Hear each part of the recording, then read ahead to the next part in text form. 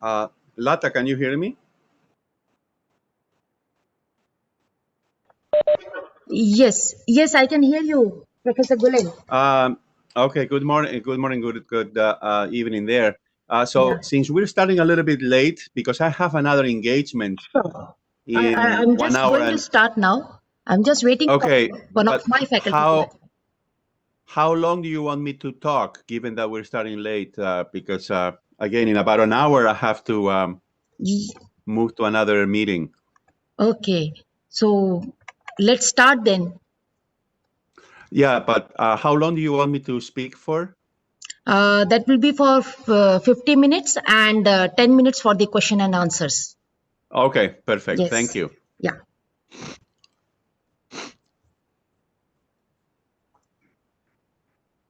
So, good evening, faculty members, students, and guests. My name is Dr. Lata Suresh, and I am heading the Knowledge Resource Center at IICA. And it's my privilege and pleasure on behalf of IICA to welcome you all here on this virtual platform today. I would like to welcome everyone to this author series, which is the second in the series. And today we have our special guest, the bestseller author, Professor Mauro F. Gullein. On behalf of our institute and also on my personal behalf, I would like to extend a special welcome to Professor Mauro, our speaker for today's session. And this is going to be an inaugural talk by him, as he's the first author we invited this year.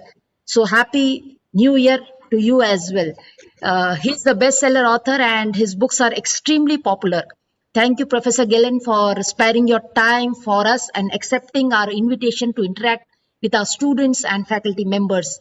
I would also like to thank our Director General who has inspired all the faculty members to read books and share the reviews with the other faculty members. He shared this title, and that's how I thought of inviting him. So, through using the power of technology, Professor Gillen has released this book 2030, How Today's Biggest Trends Will Collide and Reshape the Future of Everything in August 2020. Am I right, Professor Gillen? Yes, correct. Yeah, this book is widely praised. The writing style is very accessible, and the timely topics will no doubt inspire many conversation amongst the futurist and lay people alike. Ideas are like rabbit. You get a couple and learn how to handle them, and pretty soon you have a dozen. This John Steinbeck quote featured in the concluding chapter of Professor Maru is quite apt. 2030 is full of hypotheses and projections. The state of the world in the year 2030. The most obvious place to start would be shifting demographies. The book spends much of its time writing about how the human population will look vastly different by 2030. And in this book, he has also predicted that currently the two biggest markets globally, like Europe and US, are going to be captured by other two countries. That makes me curious about this book, and I feel that one country must be India. Not going to go deep into this, let's hear from the author himself. But before I invite him, let me take this privilege to introduce the bestseller author, Professor Mauro F. Gullein, who is the holder of Zandman Endowed Professorship in International Management at the Wharton School. He served as director of the London Institute of Management and International Studies between 2007 and 19. He received his PhD in sociology and political economy from the University of Oviedo in his native Spain. He is trustee of Royal Foundation of Spain, a member of the advisory board of few organizations, and serves on advisory groups at the World Economic Forum. He has won the Aspians Institute's Faculty Pioneer Award, and if I go through his awards, it's a huge number. So I'll just take a break here. And as a researcher, also he has appeared in a variety of academic this fields like management, sociology, area studies, and other areas as well. So over to you, Professor Gillen, and welcome to our board. Thank you so much for sparing your time. I know it's very early in the morning there, and thanks. once again. Please, over to you, sir.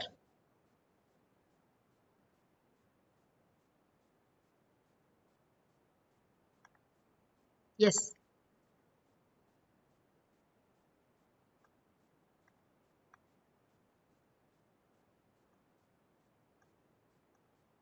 Dr. Tara Shankar, could you please help me out to unmute his mic?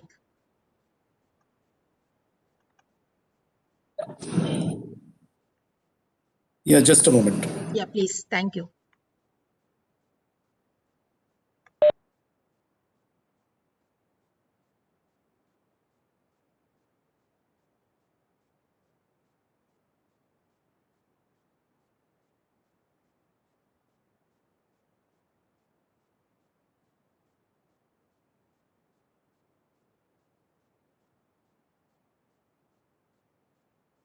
Okay.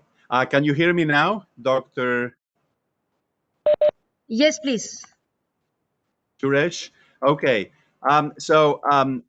Thank you so much for your kind invitation, and thank you also for your very kind introduction, Dr. Suresh. It's really an honor to be able to reach all of you from my home here in Philadelphia, in the United States.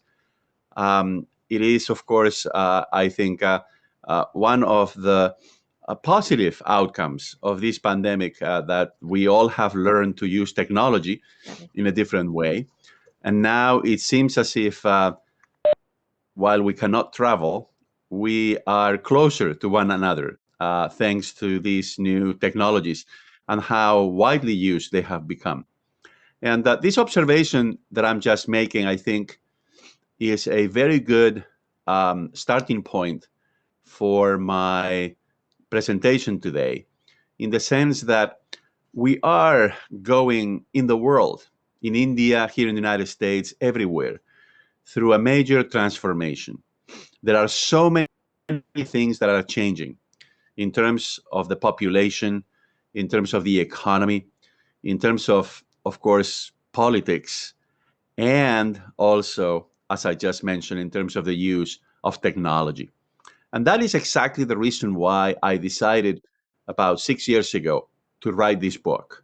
So I spent perhaps 4 or 5 years doing research on it.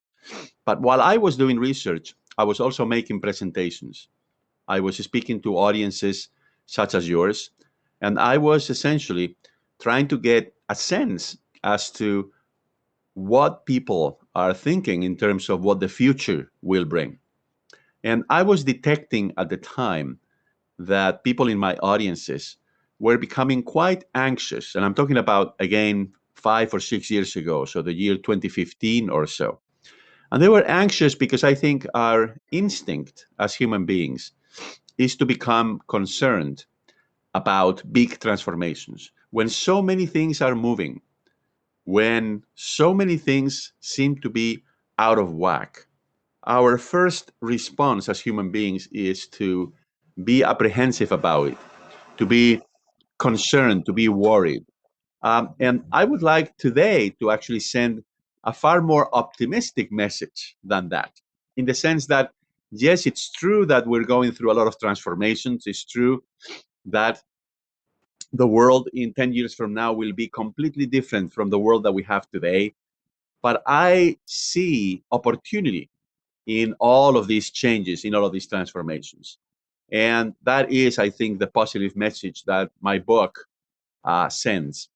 So I think I am going to speak for about 40 or 45 minutes, and then I will be very happy to take questions from the audience. And I'm sure Dr. Suresh will be coordinating that Yeah, in some definitely. form. Definitely. So, first of all, let me just say something that I think is extremely important for us to keep in mind, because I'm sure that many of you are right now thinking, how can we even consider what the world is going to look like in 10 years from now when we are in the middle of not just a pandemic, but also a major economic recession? And at the same time, right now, not just in the United States, but also in other parts of the world, going through a critical moment in terms of the political system and in terms of political tensions. And what I would like to say at the beginning is that this pandemic, unlike previous crises that we have gone through, is not the kind of situation that tends to derail or interrupt pre-existing trends. Quite on the contrary, this pandemic, what it does is essentially accelerate trends that were already going on. Let me produce two examples. And later on in my presentation, I will give you even more examples of this acceleration by the pandemic.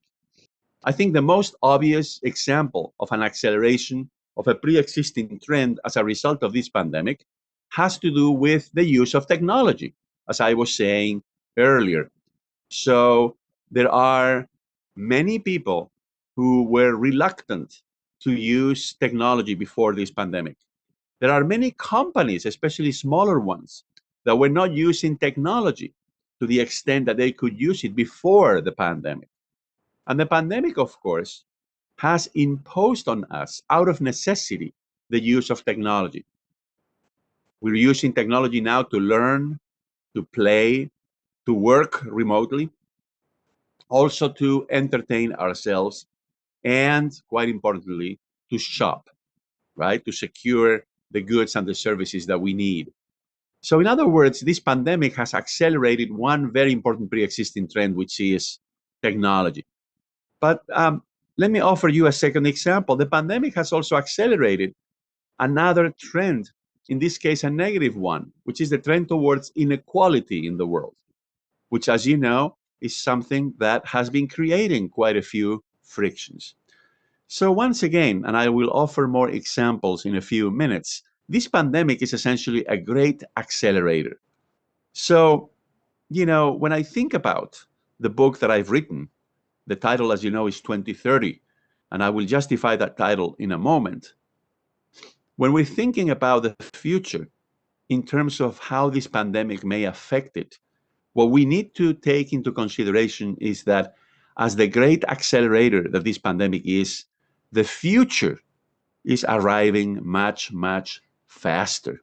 So, what do I mean by that? Well, what do I mean by that is that instead of naming the book 2030, perhaps now the title should be 2028. And once again, the reason is very simple, which is that the pandemic is accelerating things. So let me explain in a nutshell what the argument in the book is. And then I would like to start bringing into the analysis here a number of examples, especially from the world of business, given that I understand that most of the people who are listening right now are practitioners in the world of business. So, first of all, how can we anticipate the future? As you know, that involves forecasting.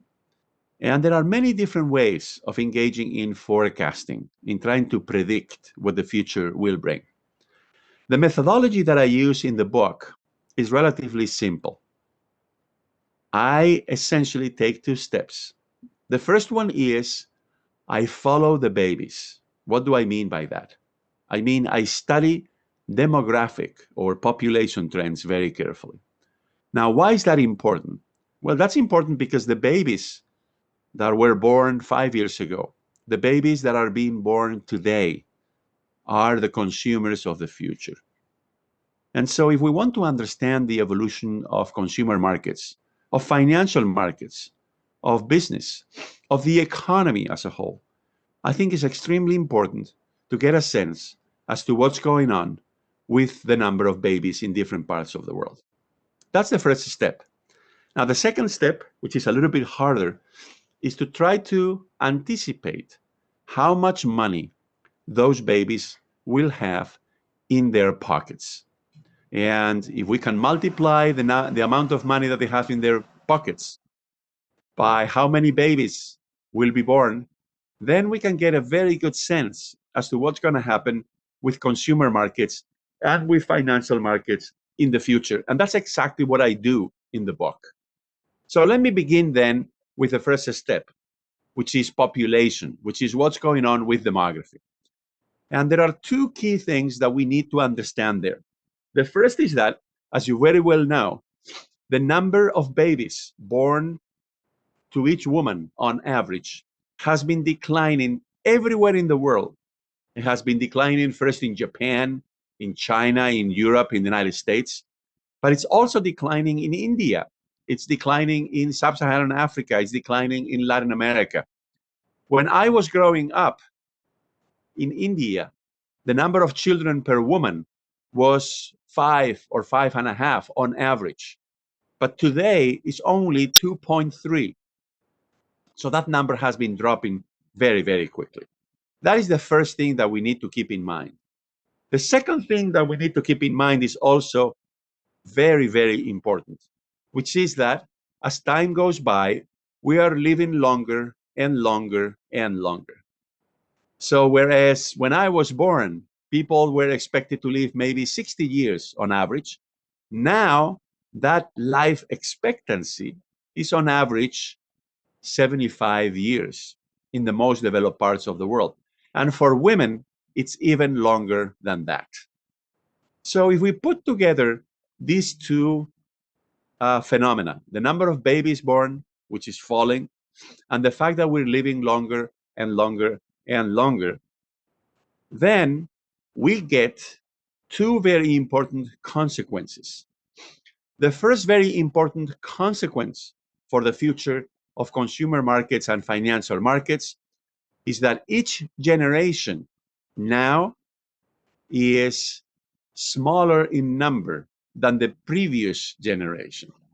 So, in other words, that very quickly within the next 10 years, we're going to start having more grandparents than grandchildren, beginning with Japan, China, then Europe, then the United States, and then a little bit later, maybe by the year 2035 or 2040, other parts of the world, including India, by the way.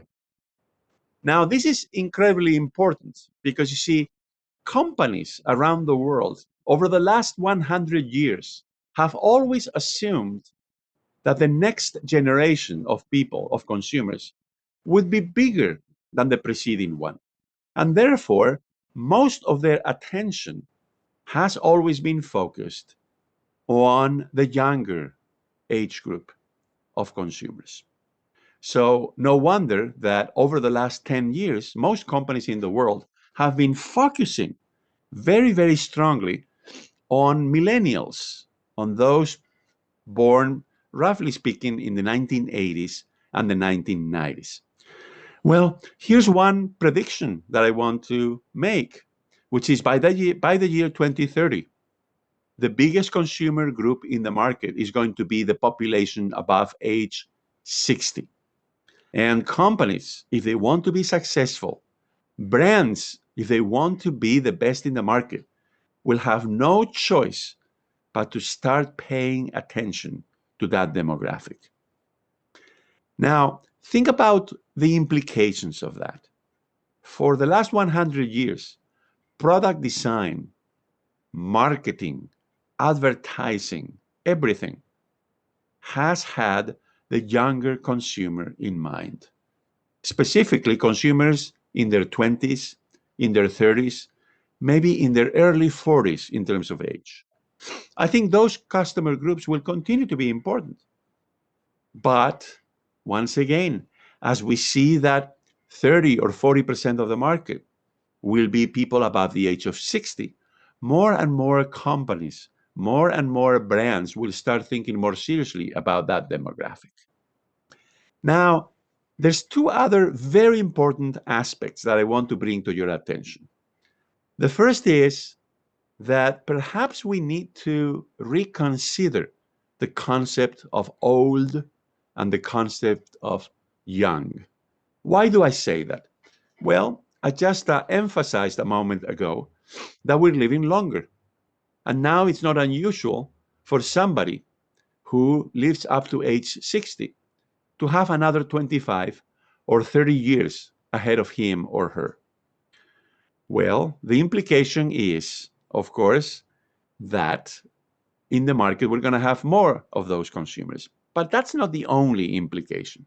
The other very important implication, think about it, is that today, somebody who celebrates his or her 60th birthday, and today as we speak, there's 210,000 people in the world, 210,000 people in the world who are celebrating their 60th birthday. Those people are in much better physical and mental shape than somebody who was celebrating his 60th birthday 50 years ago. This is very important. That is to say, we're not only living longer, we're also living longer in better shape, which means that people want to perhaps continue working. They want to travel. They want to have fun. They want to enjoy their leisure activities. They want to do sports and so on and so forth. So, in other words, the consumer age 60 or age 65 in the future is going to be very different from the consumer of the same age of the past. Now, let me also give you another bit of information here, which I think is really important. Income. Are these people above the age of 60 going to have purchasing power? Well, it depends, of course, on their education. It depends on the kind of job that they have. It depends on whether they have saved enough for retirement. But notice that given that people are going to be living to age 80 or 85 on average, once they reach age 60, they're going to have a very big incentive if they are still in good shape physically and mentally to continue working. But not only that, if you take a look at different countries around the world, you will notice that in terms of not income, but rather in terms of net worth, here in the United States, 80% of the net worth, meaning the value of real estate, the value of savings owned by different kinds of people, 80% of that total value is in the hands of people above the age of 60. Now, granted, the United States is an outlier. In India, in Europe, in Japan, in China, the percentage is about 60%. 60% of the net worth is in the hands of people above the age of 60. So that's another indicator that this group of people, while not everybody is well off in that demographic group, many of them have the means to be consumers and to continue enjoying life. So once again, this is the first point that I want to make very strongly here, that companies and brands in the future will pay so much more attention to the consumer above the age of 60 because that consumer is going to become really, really important. That's one implication. Now, second implication here, let's now take a look at the younger generation of people. And here what we see is a bifurcation. We see very different kinds of countries in the world. You see, when it came to the population above age 60, every country in the world in the near future is going to have more people above the age of 60. India, by the year 2030, is going to have 50 million more people above the age of 60 than the number that it has today. China, by the way, is going to have 110 million more people above the age of 60 compared to the number that they have today by the year 2030. But let's now think about the younger generation. Well, in markets like India, you're going to have more young people than the number that you have today. But in China, or here in the United States, in Japan, in Europe, the number is going to be smaller. There's going to be fewer people among the younger age group. Now, why is that relevant? Well, that's relevant because in emerging markets such as China or India, the incomes of young people are going up. The middle class is expanding. You're going to have more consumers with more spending power in that demographic.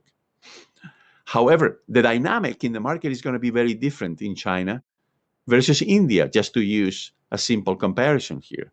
In China, it's going to be fewer young people, but much richer because the economy is doing very well. By the way, most of them are going to be single children.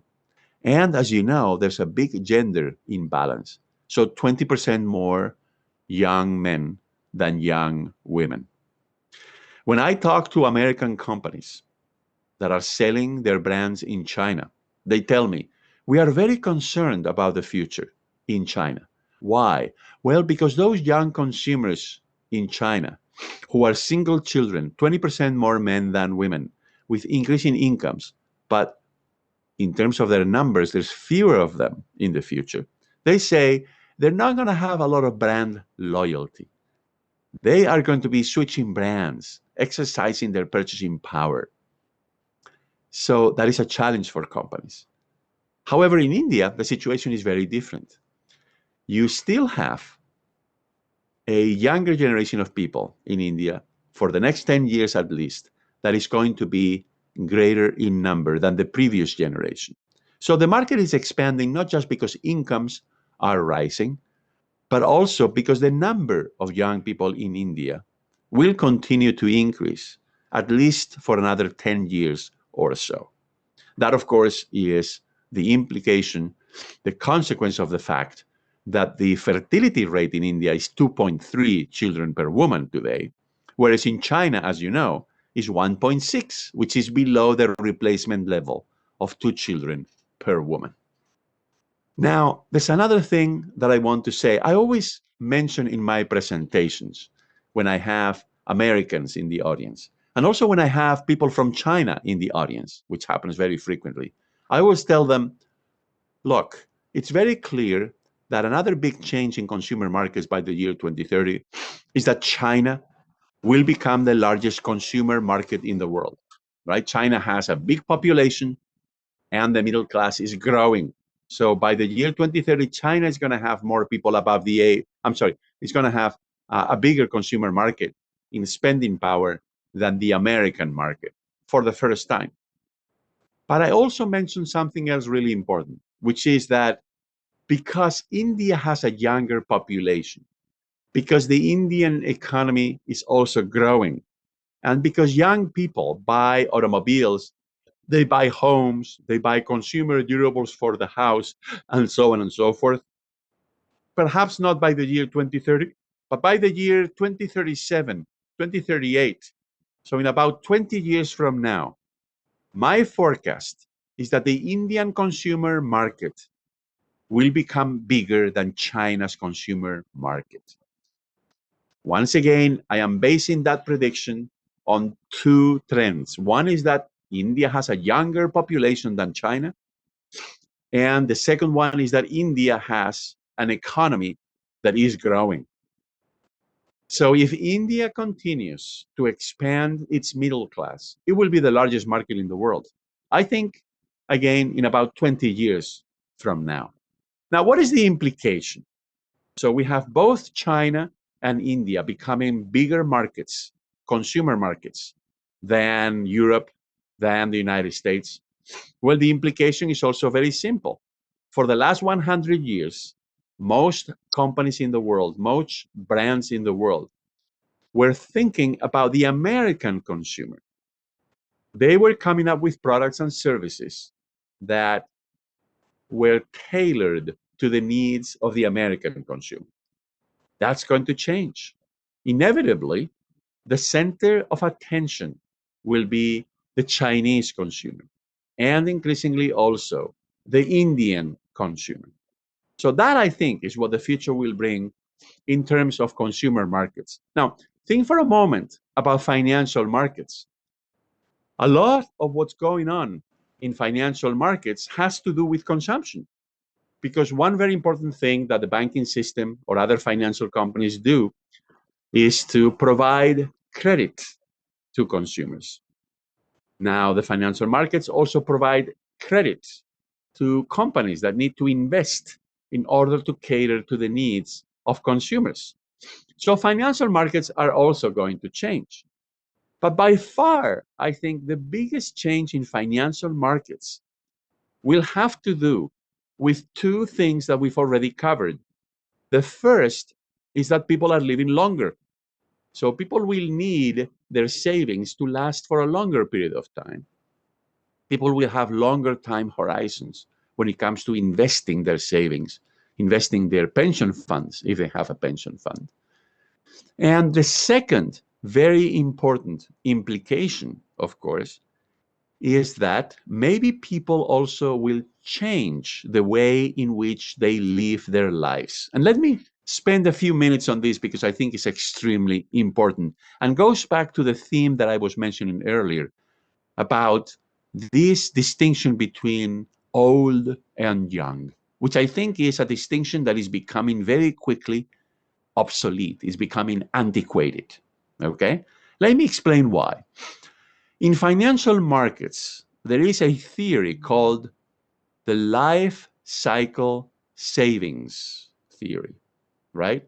One economist by the name of Franco Modigliani, Italian born, but he was teaching in the United States, won the Nobel Prize for this theory about life cycle savings. He argued that people at the beginning of their lives, they don't save money. In other words, their parents are investing money in them through education. Then they start working. At the beginning, they are not able to save that much. But once they turn 30 or 35, they start saving more money.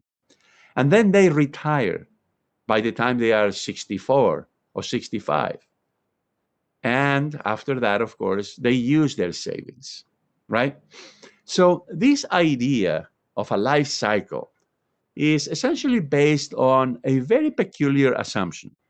And it's an assumption that was born in the 19th century, a long time ago. The assumption is the following. The assumption is that we live our lives through different stages. First, we play when we are children. Then we study. So we prepare ourselves for a profession, for an occupation, for some kind of a trade. Then we work. And then lastly, we go into retirement, right? So that is a European notion that has spread to many different parts of the world. But it was born in the 19th century. Now, when that idea about the four different stages in life emerged, life expectancy was 45 years. 45 years, right? That was 150 years ago, in the 1860s or the 1870s. But today, as I just told you, our average life expectancy in many parts of the world is above 70 years old. Now, that's one piece that I want you to think about. The second piece that I want you to think about is that today, technology is changing everything very quickly. Not only that, we learn something today, and maybe tomorrow the world has changed, and that knowledge is no longer useful. So what does this mean?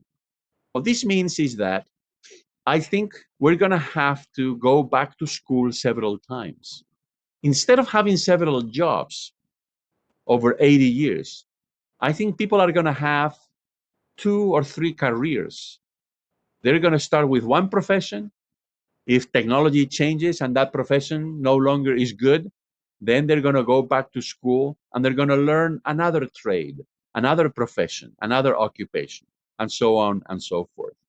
And again, this is because of 2 factors. One is that we're living much, much longer than in the past, number one.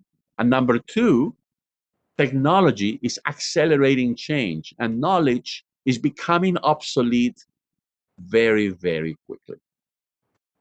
So what do we need in order to adjust to this?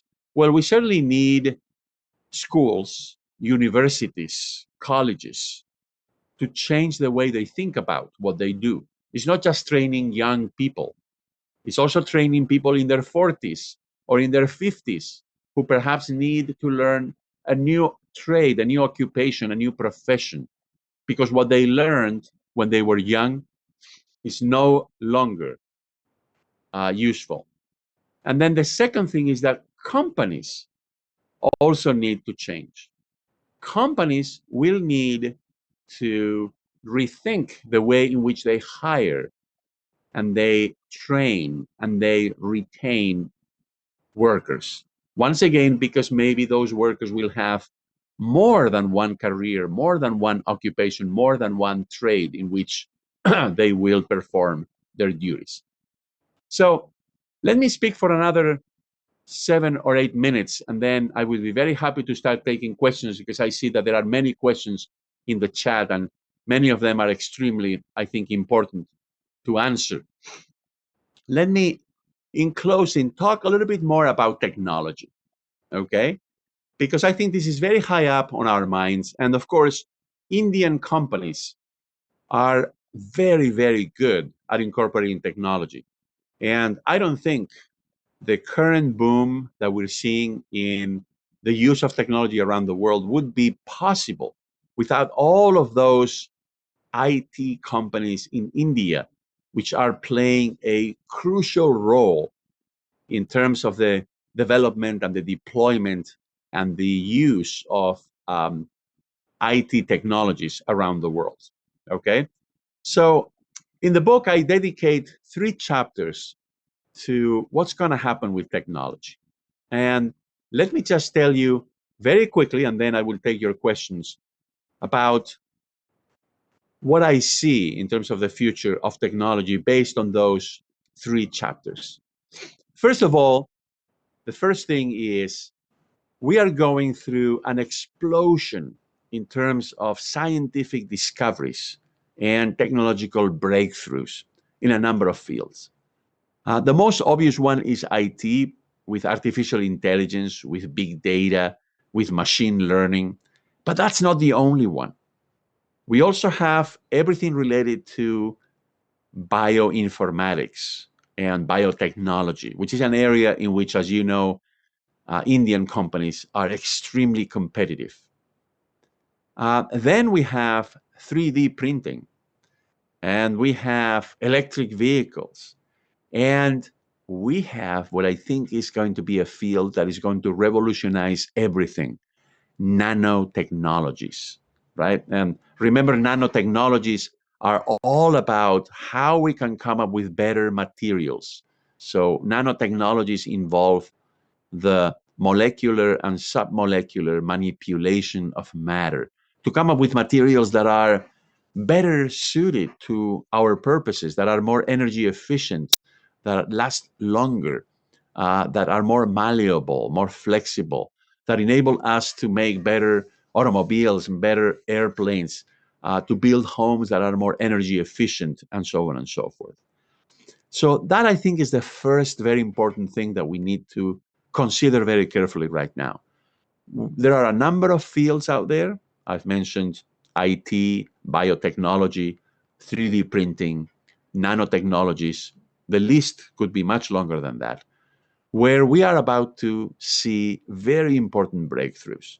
And they're going to be creating huge opportunities for companies in the world and bring many benefits, I think, to consumers.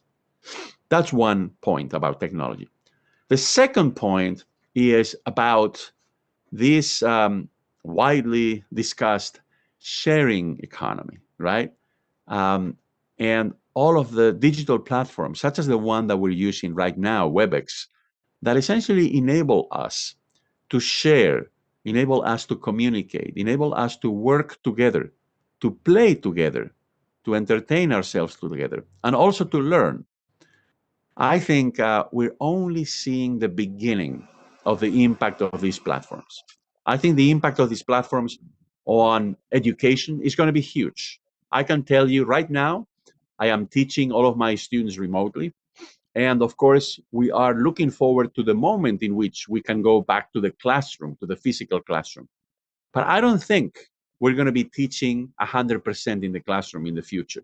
I think we're going to move towards blended education, in which we have parts of it that are delivered online and parts of it that are delivered in the classroom. And the same goes for remote work, this practice that has become so widespread during the pandemic. I don't think we're going to go back 100% to the office. I think companies and employees will prefer some blended model whereby they work both from the home and from the office. And of course, they also travel once we have or we put the pandemic behind us. But it's not only that. The sharing platforms, Here in the United States, of course, Uber or Airbnb. Um, but not only those, also many other kinds of platforms that are revolutionizing entire sectors of the economy. That's also something that is going to continue. And in a moment, I'm going to return to that. And then the third big technological breakthrough that we're going to go through in the next 5 to 10 years has to do with cryptocurrencies. As you know, cryptocurrencies are very controversial. They're controversial because their value is very volatile, right? So people are making or losing fortunes with cryptocurrencies these days very quickly. And also, as you know, central banks, such as the Reserve Bank of India or the Federal Reserve here in the United States, and governments themselves do not really like cryptocurrencies because, of course, what they fear is that they will lose control over monetary policy. And maybe they have a point because, as you know, monetary policy is very important. During this pandemic, I believe that central banks have played a critical role in terms of ensuring that the economy can continue to function. And without, for example, the Federal Reserve here in the United States over the last 9 months, I don't think we would have been able to weather the storm as effectively as we have. So, why do I think that, in spite of the reluctance on the part of governments and central banks, why do I think that cryptocurrencies will succeed? Well, I think that cryptocurrencies will succeed eventually because entrepreneurs are going to find ways to make them useful and to make them palatable or compatible with the goals of the government and central banks. And what is it that I have specifically in mind? I think that cryptocurrencies are going to be bundled with other kinds of things, with other kinds of services. In other words, in the book, I advance this concept of digital tokens. So I think we need to think about digital tokens that include cryptocurrency as a component, but that are not only cryptocurrency. So these would be digital tokens that enable consumers to buy and sell things for sure, but also to obtain discounts, to be able to interact with the government, to be able to interact with one another, to hold their savings, and also, by the way, perhaps to vote in elections, to exercise their rights, and to comply with their obligations as citizens. So, in this more comprehensive notion of digital token, I think there is a role for cryptocurrency to play. And it is in that context that I think we're going to see by the year 2030 that cryptocurrencies are going to be more widely used around the world. So, in closing, before I take your questions, let me just point out what do I make of all of these changes. So far, what I've been telling you is that the consumer group above the age of 60 is going to become more important. That the younger generations, we need to consider different countries because the dynamics among young consumers are going to be very different. Let's say, for example, if you compare China to India. I've also told you about how financial markets and credit markets are going to change as a result of these demographic trends. Of course, that the emerging markets of East Asia and South Asia are going to become the most important in the world, and that we're going to go through three very important technological revolutions over the next 10 years. Now, the last point that I want to bring to your attention is the environment, climate change, but not only climate change, also plastic pollution, air pollution, all of these things that we're doing to the environment. And I am not pessimistic about it. I want to be optimistic about it. And I want to be optimistic in three different ways. First is, I think technology is going to help us overcome the problem of climate change. I believe that we're going to be able to make the transition away from fossil fuels to cleaner energy sources. As you know, both solar and wind right now have become more cost effective than the dirtiest technology that we have for generating power right now, which is coal. So there is a future that is green when it comes to energy. And of course, we are investing huge amounts of money to make biomass, to make all other kinds of different sources of energy more economically advantageous to us. Now, the second thing is the following. I believe that consumers, that expanding middle class in the world, can do a lot to help us reduce our energy footprint and to help us reduce the amount of waste. For example, here in the United States, about a third, about 30% of the food that reaches the consumer is wasted. We, here in the United States, as you know, we're very wasteful. We waste everything. But we waste 30% of our food, according to the government. And that's because we let it go bad. We buy it, we leave it in the kitchen, and then we never, use those cans of food. Or we cook too much food and we leave food on our plate every day. Now, as you know, agriculture, the production of food and the distribution of that food is the single most important source of carbon emissions in the world. So maybe we can learn to be less wasteful when it comes to food. Maybe we can share the food. And there are already digital platforms, such as, for example, here in the United States, one that is called Olio, that helps neighbors share their food. If you buy too much flour and you only use half of the package, because that's what, as much as you need it for a particular recipe, well, maybe you can share the other half before it goes bad with a neighbor. So that's what this digital platform called Olio helps to accomplish. Where I think we have a lot to do in terms of climate change, in terms of polluting the environment with plastics, is in terms of collaboration in the world among governments. As you know, we are coming to the end of a political cycle here in the United States. I think the last 4 years have been very, very bad for the United States, and I think for the world. Hopefully, the new president will have different priorities, and one of them, I think, is going to be climate change. We need more collaboration among governments in the world.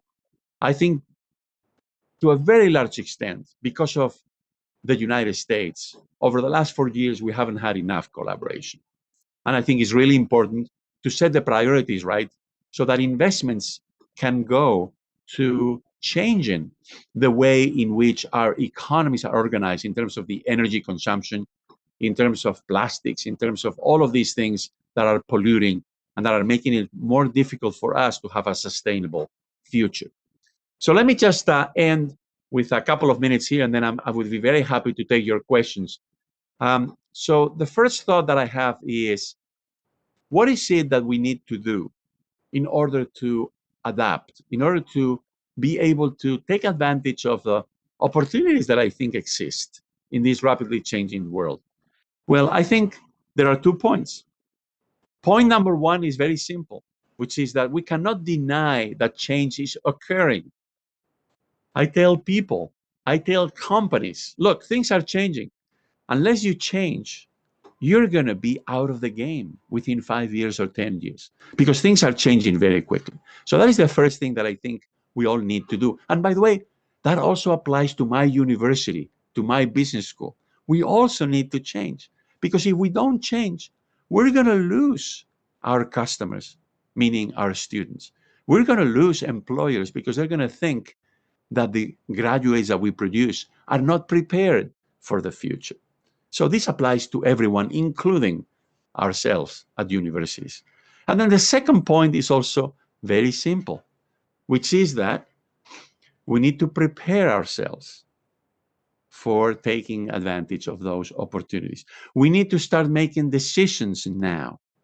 And here I think there is one golden rule that I emphasize in the very last few pages of the book, which I think is extremely important. When so many things are changing, when we see that so many different trends are going to change consumer markets and financial markets, are going to change the entire economy over the next 10 years, what I think is extremely important is to make decisions, but to avoid making decisions that are irreversible. Why do I say that? because you need to preserve your options. You need to preserve your flexibility in the midst of so much change. You cannot make decisions today that you cannot undo. Whatever decisions you make about your company, about your products, about your services, about your employees, they need to be decisions that you can reverse or you can change in the future. Because otherwise, you may find yourself in a dead end against the wall when so many things are changing. So once again, for me, the two basic principles is one is do not deny that change is happening. We have to embrace change. And number two, we need to adjust. We need to prepare ourselves. We need to make decisions, but by all means, make decisions that are not irreversible. Preserve your degrees of freedom. Preserve your options. So thank you so very much for your attention. I see that there's a lot of commentary in the chat. Dr. Suresh, I don't know how you want to proceed. It's very difficult for me to keep track of the questions at the No, same time that I speak. yeah, I'll So do definitely you I'll want help to you out. tell me which questions are emerging and then I can answer some? Yeah, let me first thank you for giving your sparing your valuable time, and it was such a wonderful to have you with us. And the topics brought up in 2030, such as robots, blockchain, digital coin, and the soaring median age, are much more observable and pertinent to the average reader. I think 2030 is a book that will stimulate the imagination of everyone who reads it. So I'll just go through the questions now. And Okay. the first question is from Mr. Anupam. Have you considered the need for every producer and consumer to decrease carbon emissions to prevent global temperature to rise by 1.5 degrees in the next 7 years? And here's another Yes. thing, or the consequences if producers or consumers fails to do so. Now, what is the second question? Sorry. What is? He asked whether the consequences if producers or consumers fail to do so. Oh, okay. Yes. Very Just good. Um, yeah. So look, as I explain in the book, I think there are three basic solutions to climate change, and we need to pursue all three of them. So the first one is technological innovation.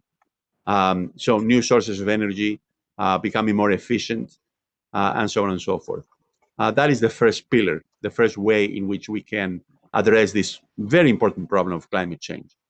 The second one is governments need to sit at the table. They need to collaborate. And as I said earlier, the Trump administration here in the United States over the last 4 years has been in denial, has essentially destroyed the collaboration that we had in the world prior to that. And I'm very happy that next week we're going to see a change in administrations here in the United States.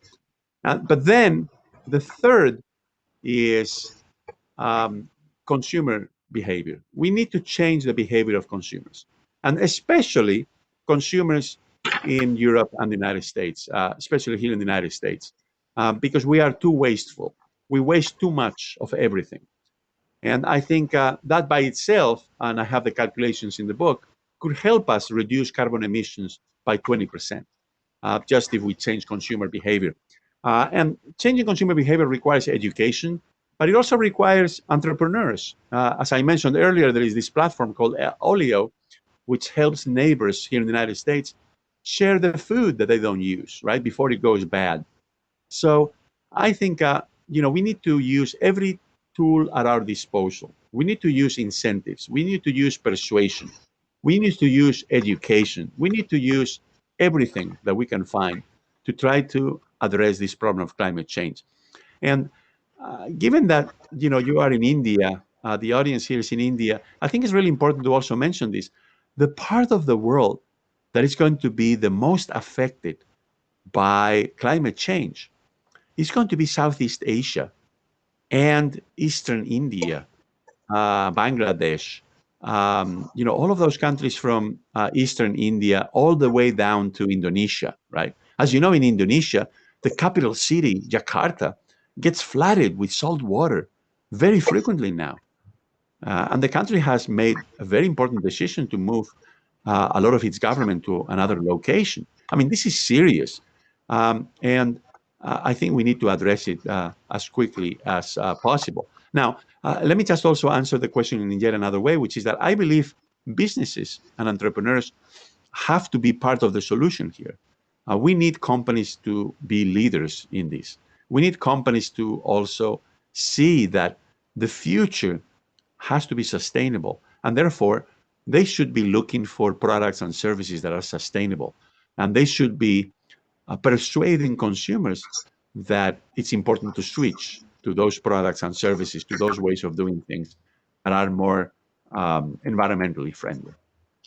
So Let's take the another question. yeah, next question is what changes in business models are required in different industries to survive the climate crisis? Yes, well, I think business models, um, you know, um, can make a big difference in terms of both the internal operations of companies. So companies themselves can become more efficient. They can become more environmentally friendly by investing and by reorganizing themselves in such a way that their internal operations are more environmentally friendly. And secondly, as I was mentioning a moment ago, um, there are certain business models, like, for example, the sharing platforms. This is a revolutionary business model. And as you know, the entrepreneurs who have pursued those kinds of businesses have become billionaires, many of them, right? Um, so I think sharing platforms as a business model have the potential of helping us also overcome the climate crisis. Now, it's not the only thing that will help us overcome the climate crisis. As I was saying earlier, we need to use, I think, every tool at our disposal because the problem is very important and the clock is ticking, right? We need to take action now, or otherwise there's going to be very severe consequences. Okay. So the next question is what opportunities do you see in Indian firms to build FSAs so that they can significantly step up their international competitiveness? Any examples Yes. you would like to give? Yeah, that's a great question. And look, I am not an expert on Indian business, but I do follow some of the developments, and I have, seen over the years that Indian companies in IT services, Indian companies in biotech or bioinformatics, Indian companies also in some traditional industries like steel or automobiles have become more competitive. They have made investments in other parts of the world. They are selling their products in different markets around the world. And that is, by the way, another reason that makes me very bullish, very optimistic about India. The fact that, in spite of the problems with infrastructure, in spite of the problems with climate change, in spite of the problems with an unreliable electricity supply, all of those bottlenecks that you have in India, um, the economy is growing, and you have all of these very entrepreneurial companies making a dent in international competition. But I see two strengths that India, I think, can leverage as a country and that its companies can use in the future. So, one is your extraordinary human resources. You have a young population. That young population is eager to get educated. You should continue to educate that population because we are in the knowledge economy. It's a great strength for India that you every year you graduate hundreds of thousands of engineers and other types of technologists. That I think is a source of strength. So it's really, really important, I think, to nurture that talent, to employ it in India. Don't let that talent, relocate, migrate here to the United States or to Europe. Try to employ as many of those bright young people as you possibly can in India. And then the other thing is, quite frankly, you have a great brand name, India, because it is increasingly associated, India as a brand name, with innovation, with technology, with growth. So those older images about India, a country that was relatively poor, all of those things, they're fading away. And now people in the world are starting to recognize that India is a much, much more dynamic country than they thought it was. And then the other thing that I would tell you, both as a Spaniard and as an American, because I have both passports now, is that look, people in the world like India as a country, and they like Indian people. And that's a big advantage. The fact that you are not perceived as a country that is threatening, as a country that has big power, global power, geopolitical ambitions, right?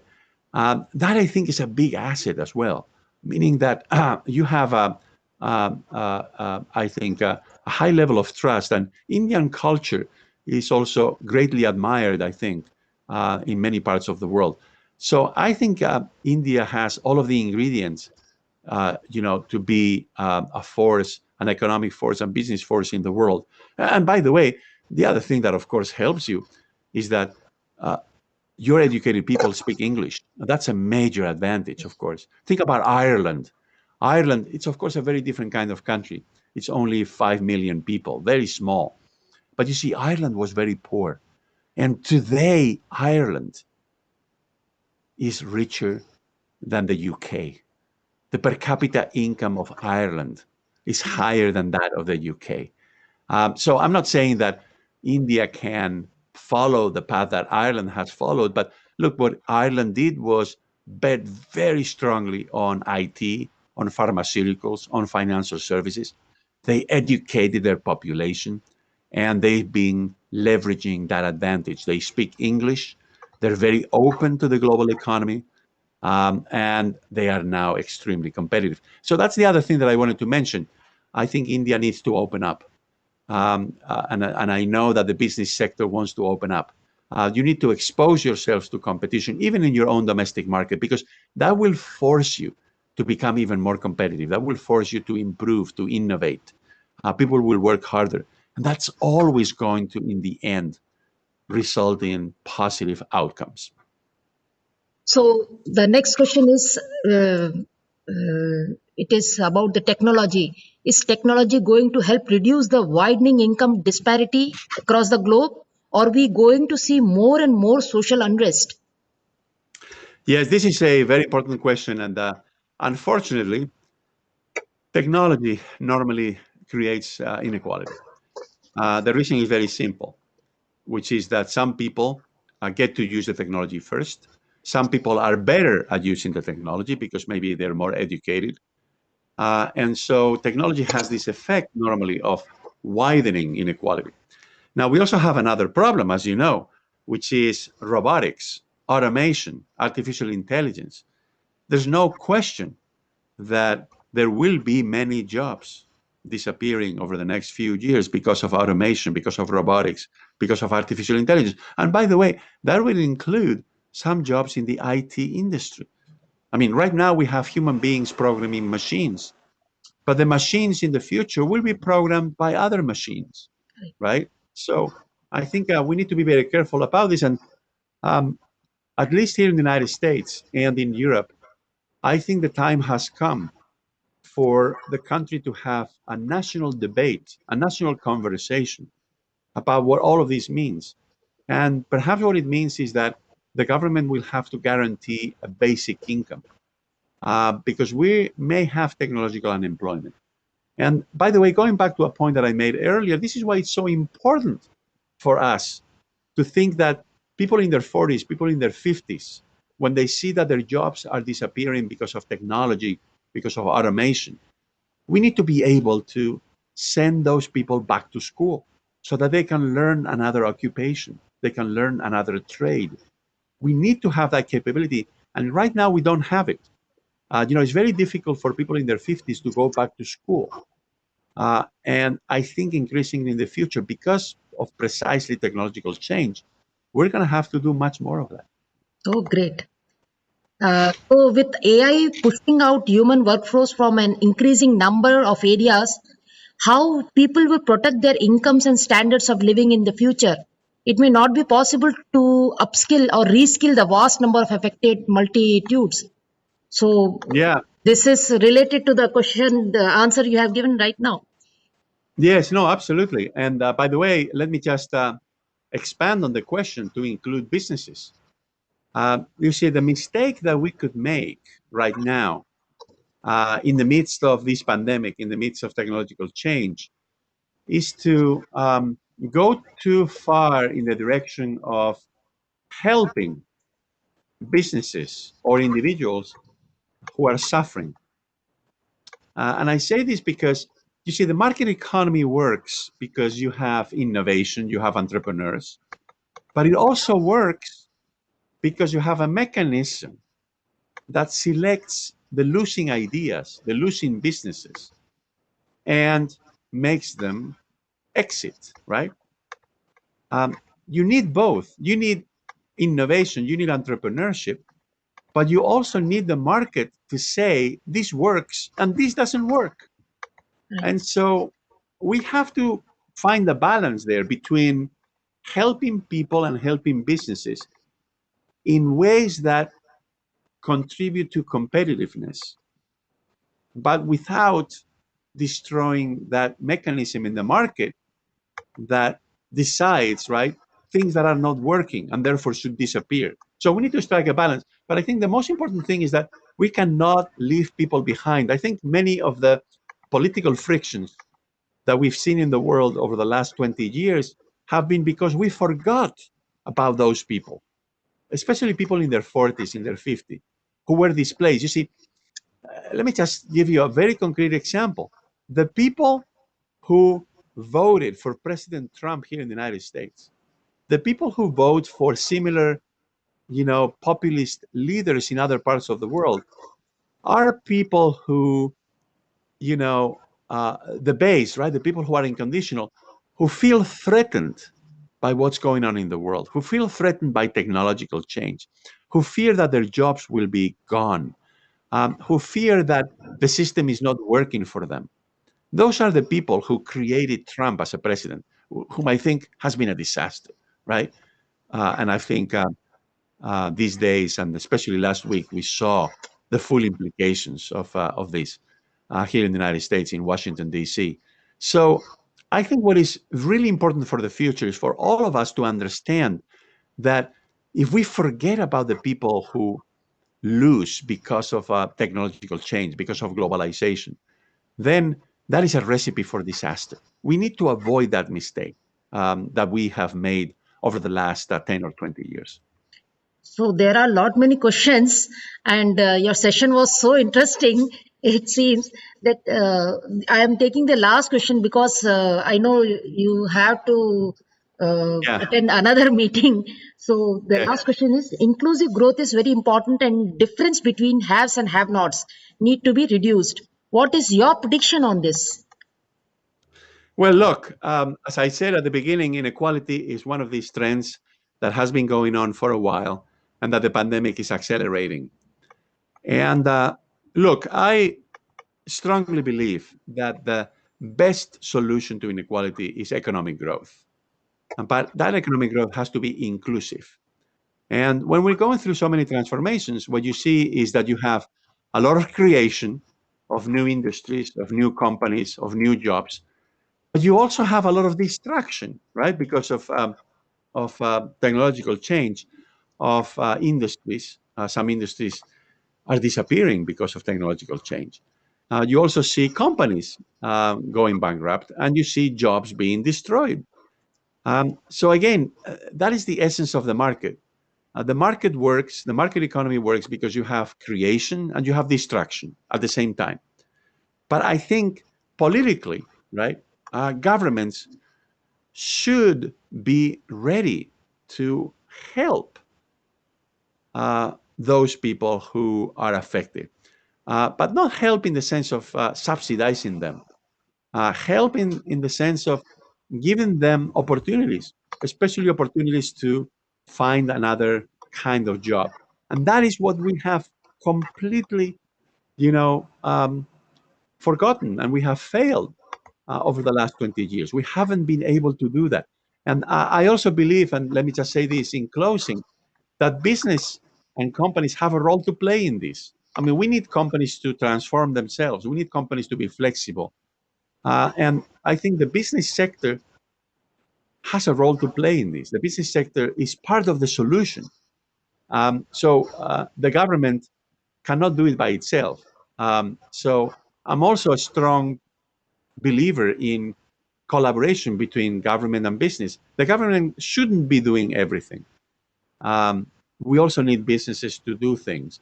And I think it is better for the economy, it's better for everyone if we have problems being addressed by both businesses and by governments. Great. So thank you so much. Before I hand over this to my colleague, Dr. Neeti Shikha, for giving a vote of thanks. So I just wanted to ask you whether we can put this on our YouTube channel, because some of the participants are asking to have this session on YouTube as well. If you permit us, we will definitely going to share. Thank you so No, much. of course, absolutely. And please, share with me the link Definitely. whenever you do that, so that I will through my social networks. And I would encourage everyone who is listening also, they can go to LinkedIn, one of these social media platforms, and they can get in touch with me and they can befriend me. And that way we will continue to be in contact with one another in the future. Thank you so much. Thanks a lot. Over to you, Dr. Neeti Shikha. She is heading Yeah, the Center for Graduate Insolvency Program. Over to you, Dr. yeah, Neeti. yeah. Thank you, Dr. Lata. Professor Gullein, it was truly a pleasure, and I would like to thank on behalf of all of us here. Albert Einstein has rightly said that measure of intelligence is the ability to change. And I think this has been brought very well through the book that you have authored.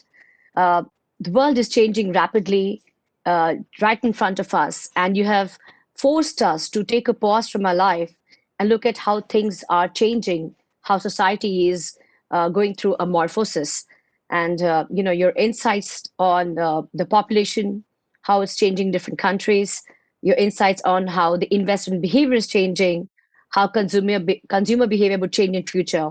All this has forced us to really rethink our life and rethink, how we make ourselves relevant for future. Thank you for this wonderful talk. And as Dr. Lata has already said, that I think your book will really mark the beginning of a great discussion that the next 5 years will see is how the trends will shape in future. Thank you so much, Professor Gullein. Thank you. Thank you so much for inviting me, and have a good evening over there. Thank you so And much. yeah, and thank you to all the And participants also. wish you It's truly a pleasure. yeah. Have a great day. Bye bye. Bye. Yeah, thank Bye you, bye. everyone. Thank Great.